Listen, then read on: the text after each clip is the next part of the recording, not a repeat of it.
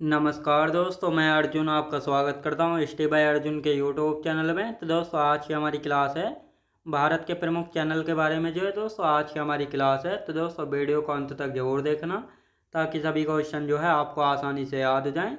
साथ ही दोस्तों, अगर आप हमारे चैनल पर पहली बार आएँ तो हमारे चैनल को भी सब्सक्राइब कर लीजिएगा। साथ ही बेल आइकन को प्रेस कर लीजिएगा ताकि हमारे आने वाले वीडियो का नोटिफिकेशन जो है आप तक पहुँचता रहे। चलिए दोस्तों, वीडियो को स्टार्ट करते हैं। तो आज की क्लास में हम जानेंगे दोस्तों भारत के प्रमुख चैनल कौन कौन से, इनके बारे में जो है अच्छी तरीके से जानेंगे। आप 2 मिनट जो है कल की क्लास का रिवीजन कर लेते हैं ताकि आप सभी को हाथों हाथ सब कुछ अच्छे से याद होता रहे।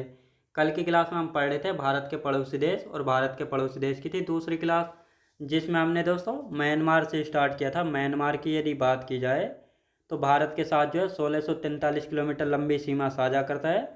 और भारत के 4 राज्य ऐसे हैं जो कि म्यांमार के साथ सीमा साझा करते हैं: अरुणाचल प्रदेश, नागालैंड, मणिपुर और मिजोरम। साथ ही यदि बात करते हैं म्यांमार की, तो म्यांमार की राजधानी है नैपीदा, और करेंसी यानी मुद्रा क्या थी? कयात थी। सबसे ऊंची चोटी है हकाका बोराजी, और साथ ही यहाँ की सबसे लंबी नदी है इरावती, जो कि म्यांमार की जीवन रेखा भी जो है कहलाती है। ये अपना इंडिपेंडेंस डे मनाता है 4 जनवरी 1948 को। इसके बाद हमने बात की थी दोस्तों भूटान की। भूटान की यदि बात की जाए तो 699 किलोमीटर लंबी सीमा साझा करता है भारत के साथ। भारत के 4 राज्य ऐसे हैं जो कि भूटान के साथ सीमा साझा करते हैं: सिक्किम है, पश्चिम बंगाल है, असम है और अरुणाचल प्रदेश है। साथ ही यदि बात की जाए भूटान की, तो दोस्तों भूटान की बात करते हैं। यहाँ की सबसे लंबी नदी है मानस नदी। यहाँ की राजधानी है भूटान की थिम्पू, और करेंसी यानी मुद्रा हो जाती है न्यू गुल्ट्रम। तो ये आपको अच्छे से याद रखना। और यहाँ की संसद यानी पार्लियामेंट को तसोंगडो जो है कहा गया था। इसके बाद हमने बात की थी अफगानिस्तान की, जो कि भारत के साथ जो है सबसे छोटी सीमा लगाता है। केवल लद्दाख के साथ सीमा साझा करता है 106 किलोमीटर। और साथ ही यदि अफगानिस्तान की हम बात करते हैं, अफगानिस्तान और पाकिस्तान के बीच की सीमा रेखा को डूरंड रेखा जो है कहा जाता है। अफगानिस्तान की राजधानी काबुल है। यहाँ की राजधानी करेंसी यानी मुद्रा क्या? अफगानी। सबसे लंबी नदी हेलमंद नदी है। तो ये आपको अच्छे से यहाँ पे याद रखना है। इसके बाद हमने बात की थी श्रीलंका की। श्रीलंका की यदि बात की जाए तो भारत के साथ जलीय सीमा साझा जो है करता है। श्रीलंका की सबसे लंबी नदी कौन सी है? महावेली गंगा है। राजधानी क्या है? श्री जयवर्धनेपुरा कोट्टे। इसके अन्य नाम थे जैसे सिंगल द्वीप है, तपोवन है।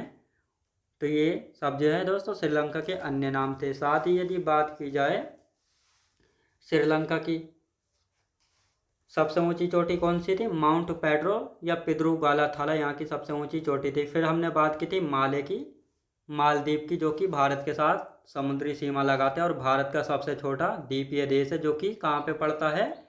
इंडियन ओशियन यानी भारतीय महासागर में जो है पड़ता है। राजधानी क्या थी? माले थी। तो ये आपको अच्छे से याद रखना है। इन सभी के बारे में हमने कल की क्लास में बात की थी। अब आते हैं आज की क्लास, और आज की क्लास में हम जानेंगे स्ट्रेट यानी जल संधि।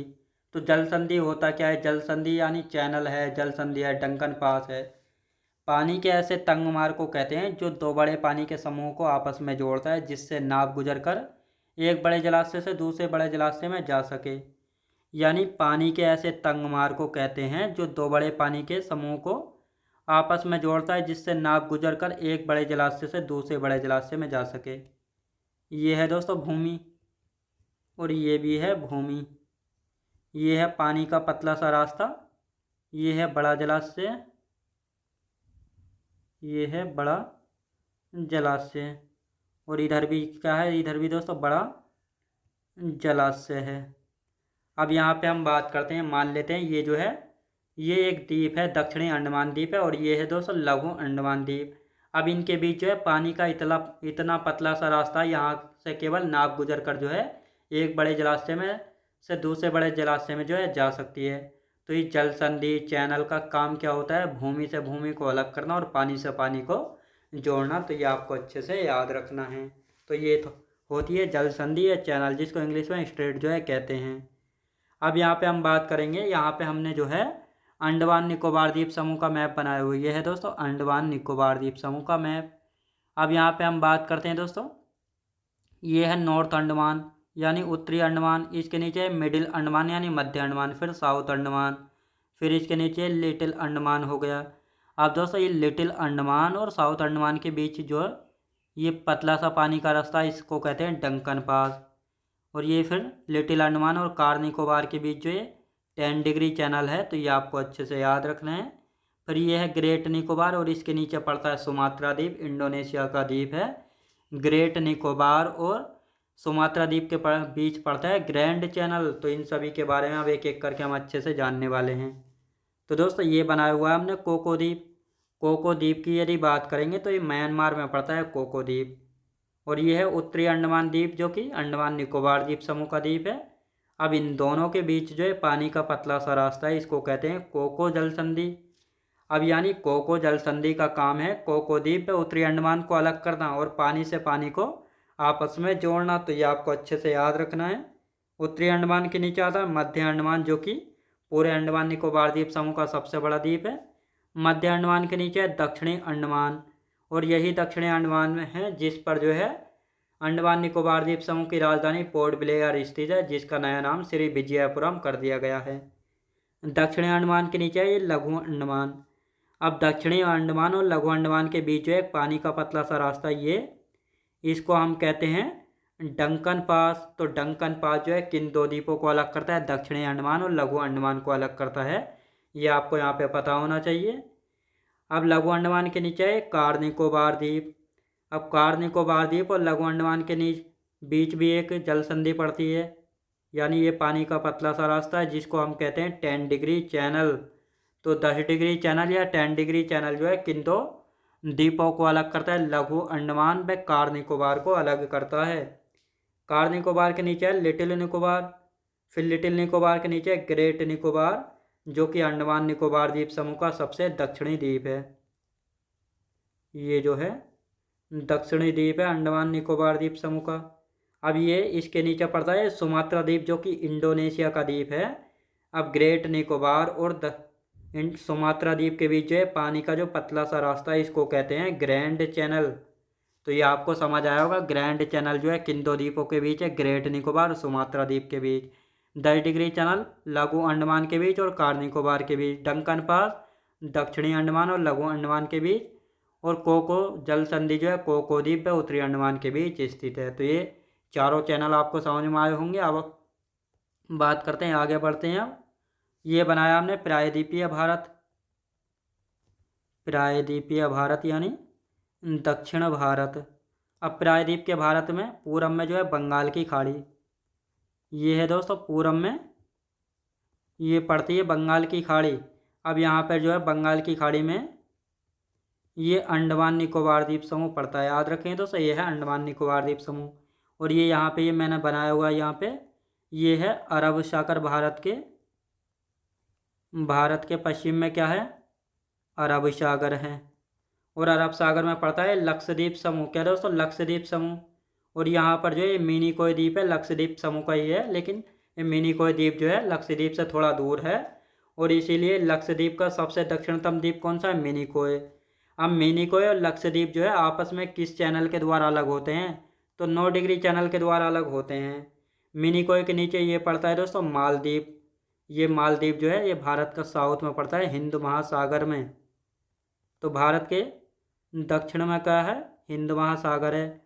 और हिंद महासागर में सबसे छोटा द्वीप जो है कौन सा है, मालदीव है। अब मालदीव व मिनिकोय के बीच जो है कौन सा चैनल है, 8 डिग्री चैनल। कौन सा दोस्तों, 8 डिग्री चैनल है। तो ये आपको अच्छे से याद रखना है। ये है दोस्तों प्रायद्वीपीय भारत, ये प्रायद्वीपीय भारत है। इसमें भी मैं आपको दिखाता हूँ, ये भारत के पूरब में बंगाल की खाड़ी और ये रहा अंडमान निकोबार द्वीप समूह का मैप। और ये है अरेबियन सी यानी अरब सागर। ये है दोस्तों लक्षद्वीप, ये है लक्षद्वीप। और ये जो है ये है दोस्तों मिनिकोय। ये क्या है, ये है मिनिकोय। अब यहाँ पे हम बात करते हैं, ये जो पानी का पतला सा रास्ता है इसको कहते हैं 9 डिग्री चैनल। अब यहाँ पर जो है ये है मालदीव। अब इन दोनों के बीच जो ये पतला सा रास्ता है इसको क्या कहते हैं, इसको कहते हैं 8 डिग्री चैनल। तो ये अब आपको समझ में आया होगा, लक्षद्वीप, मिनिकोय और मालदीव सब इसमें आपको समझ में आया होगा। अब इसकी थ्योरी हम लिखते हैं ताकि ये सारे क्वेश्चन आपको अच्छे से याद होते रहें। मालदीव व मिनिकॉय के मध्य कौन सा चैनल है? 8 डिग्री चैनल जो है मालदीव व मिनिकॉय के बीच स्थित है, तो ये आपको अच्छे से याद रखना है। लक्षद्वीप व मिनिकॉय के मध्य कौन सा चैनल है? 9 डिग्री चैनल जो है लक्षद्वीप व मिनिकॉय के मध्य जो है स्थित है, यानी लक्षद्वीप व मिनिकॉय के मध्य 9 डिग्री चैनल है, मालदीव व मिनिकॉय के मध्य 8 डिग्री चैनल है, तो ये आपको अच्छे से याद रखना है।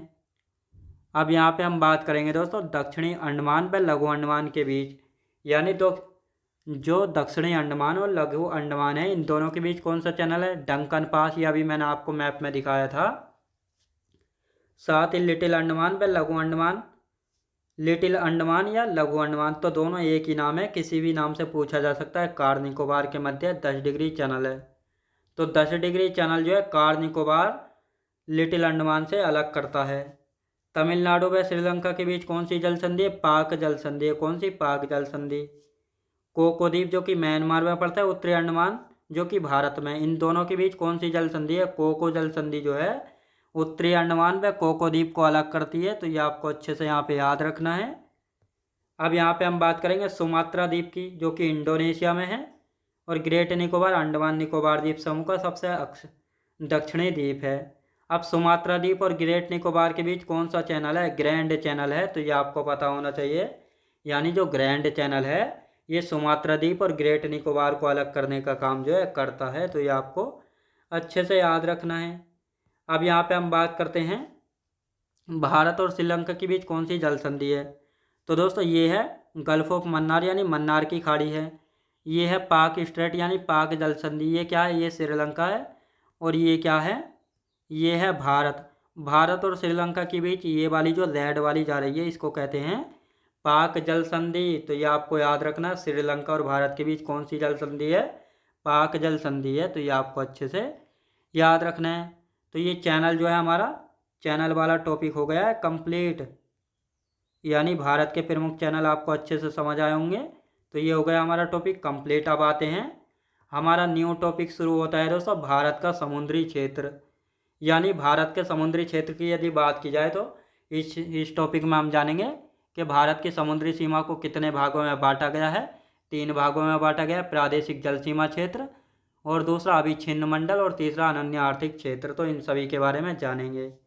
तो अब यहाँ पे बात करते हैं अनक्लोज 1982, यानी समुद्र के कानून पर संयुक्त राष्ट्र सम्मेलन जो है, जिसको United Nation Convention on the Law of Sea, यानी समुद्र के कानून पर जो संयुक्त राष्ट्र सम्मेलन हुआ था, ये कब हुआ था? ये 1982 में हुआ था, जिसके द्वारा सभी देशों को जो है समुद्र पर कानून के अधिकार के बारे में जो है बात की गई थी। अब इस कानून के द्वारा जो है भारत को कितने समुद्र पर जो है अधिकार जो है दिया गया था, तो इसके बारे में जानेंगे। अब यहाँ पे बात करते हैं आधार रेखा यानी बेस लाइन, ये क्या होता है? तो भारत के टेढ़े मेढ़े तट को मिलाने वाली सीधी रेखा को आधार रेखा कहा जाता है। आंतरिक जल यानी इंटरनल वाटर क्या होता है? ये मैप में अभी दिखाऊंगा, ये आपको जब ये अच्छे से याद हो जाएंगे। अब आंतरिक जल यानी इंटरनल वाटर क्या होता है? तो स्थलीय भाग एवं आधार रेखा के मध्य स्थित सागरीय जल को इंटरनल वाटर यानी आंतरिक जल जो है कहा जाता है। अब यहाँ पे दोस्तों ये मैंने बना रखा है प्रायद्वीपीय भारत, प्रायद्वीपीय भारत। अब यहाँ पे हम बात करते हैं, ये जो है ये भारत की टेढ़ी मेढ़ी रेखा है, इसको सीधी करने के लिए जो है ये आधार रेखा यानी बेस लाइन खींची गई है। क्या? जिसको आधार रेखा यानी बेस लाइन जो है कहा जाता है, ये टेढ़े मेढ़े तट को मिलाने वाली सीधी रेखा के लिए खींची गई है। अब भारत की स्थलीय सीमा और आधार रेखा के बीच जो ये जल भरा हुआ आंतरिक जल, इसको कहते हैं हम दोस्तों इंटरनल वाटर यानी आंतरिक जल कहते हैं। अब आधार रेखा से यहाँ से हम बात करते हैं, आधार रेखा से 24 नॉटिकल मील समुद्र की तरफ हम चलते हैं, तो इस क्षेत्र को कहते हैं प्रादेशिक समुद्री क्षेत्र। याद रखेंगे दोस्तों, प्रादेशिक जल समुद्री क्षेत्र। अब आधार रेखा से समुद्र की तरफ जो है 24 किलोमीटर 24 नॉटिकल मील तक जो चलते हैं, तो इस क्षेत्र को जो है अभिच्छिन्न मंडल या संलग्न क्षेत्र कहा जाता है। आधार रेखा से समुद्र की तरफ 200 नॉटिकल मील हम चलते हैं, तो इस क्षेत्र को अनन्य आर्थिक क्षेत्र जो है कहा जाता है।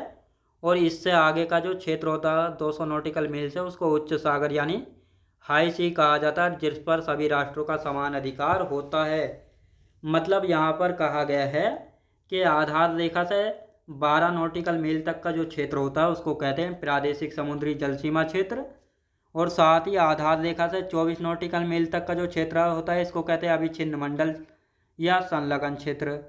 आधार रेखा से 200 नॉटिकल मील तक का जो क्षेत्र होता है इसको कहते हैं हम अनन्य आर्थिक क्षेत्र। और इससे आगे का जो क्षेत्र होता है उसको उच्च सागर या हाई सी कहते हैं, और इस पर सभी देशों का समान अधिकार जो है होता है। तो भारत को जो है 200 नॉटिकल मील तक के क्षेत्र पर जो है भारत को समुद्र पर अधिकार जो है दिया गया है। तो ये आपको अच्छे से याद रखना है। अब यहाँ पे हम बात करते हैं 1 नॉटिकल मील कितना होता है। तो 1.852 किलोमीटर, लगभग 1850 मीटर के बराबर होता है 1 नॉटिकल मील। नॉटिकल मील का काम क्या होता है, समुद्र की दूरी मापी जाती है। एक फैदम 6 फीट के बराबर होता है। फैदम क्या होता है, फैदम की हम बात करते हैं तो फैदम से जो है समुद्र की गहराई मापी जाती है। अब यहाँ पे नोट लिखेंगे, समुद्र की गहराई को हम फैदम में मापते हैं, यानी फैदम जो है इससे समुद्र की गहराई को मापते हैं। भारतीय समुद्री सीमा को 3 भागों में बांटा गया, तो ये भी आपको पता लग गया होगा। प्रादेशिक जल सीमा क्षेत्र है, अनन्य आर्थिक क्षेत्र है, और संलग्न क्षेत्र या अविच्छिन्न मंडल क्षेत्र। अब ये पहला क्षेत्र है प्रादेशिक जल सीमा क्षेत्र। यह आधार रेखा से 12 नॉटिकल मील तक का समुद्री क्षेत्र होता है, जिसमें भारत को संपूर्ण अधिकार होता है सभी प्रकार के संशोधनों का दोहन करने का जो है पूर्ण अधिकार होता है। यानी जो ये प्रादेशिक जल सीमा क्षेत्र है, इस क्षेत्र में भारत को संपूर्ण अधिकार होता है। इस क्षेत्र में संपूर्ण अधिकार जो है भारत को इस क्षेत्र में होता है। तो ये आपको अच्छे से याद रखना है। अब आगे के जो इसके 2 भाग बचे इनको हम कल की क्लास में कंटिन्यू करेंगे। तो आज की क्लास हमारी यहीं तक रहेगी। तो मैं उम्मीद करता हूँ आपको वीडियो क्वालिटी, कंटेंट वगैरह सभी कुछ आपको पसंद आया होगा। पसंद आया तो लाइक शेयर सब्सक्राइब करना बिल्कुल भी ना भूलें। साथ ही दोस्त, अगर आप हमारे चैनल पर पहली बार आएँ तो हमारे चैनल को भी सब्सक्राइब कर लीजिएगा, साथ ही बेल आइकन को प्रेस कर लीजिएगा, ताकि हमारे आने वाले वीडियो का नोटिफिकेशन आप तक पहुँचता रहे।